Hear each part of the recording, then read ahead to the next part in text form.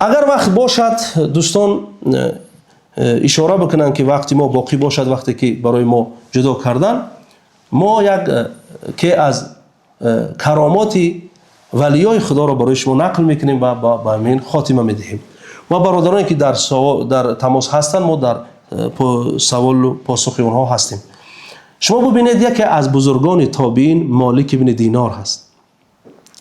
مالک ابن دینار در تاریخش، در سیرتش می نویسند که یک صبح میخیزد برای نماز بامداد، نماز فجر میخواد برود.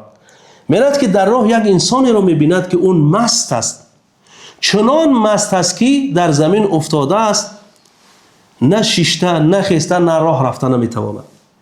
با وجود این لب و دهن اون از اون خف و از اون گندگی ها و از اون چیزها دارد، اما فطرت الهی با وجودی که اون مسلمان هست در همون حالت خدا را ذکر میکنه، میگوید سبحان الله، الحمدلله، الله اکبر.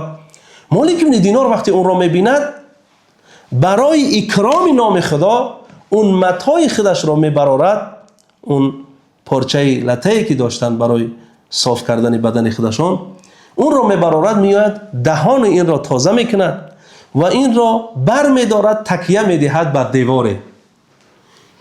اکرام و حرمت کردن و عظیم داشتن نام خدا، برای اینکه اون نام خدا را میگیرد و میرود اون بامداد نماز فجرش را میخواند، نماز صبح را، بعدا در اونجا ذکر اذکار میکند، قرآنش را میخواند، میآید در خانهش خواب میکند. در خواب میبیند که خداوند میگوید که ای مالک، وقتی که تو اون را برای ما لب و دهن اون را تازه کردی، ما قلب اون را برای تو پاک کردیم. از اینجا مالک ابن دینار میخیزد، به زودی میرود و اون را پیدا نمیکند. از همه چند کسی که میپرسد، هیچ کس درباره اون معلومات ندارد. یعنی تقریبا بعد از 20 سال مالک ابن دینار وقتی خانه خدا به حج میرود، دنبال مرد میافتد، در شوط اول و دوم دنبال مرد میافتد که اون چنان دعا میکند، با تمام صفت و اوصاف از ذات الهی دعا میکند که عالم اون چنین دعا کردن نمیتواند، عارف اون چنین دعا کردن نمیتواند. مالک ابن دینار قصد میکند که این قدر با این الفاظ از خدا دعا میکند، من پشت سر این میروم، فقط در دعای این آمین میگویم. وقتی پشت سر اون چند شوط میرود، اون آگاه میشود که پشت سر من کسی هست که دور نمیشود از من و در هر دعای من آمین میگوید.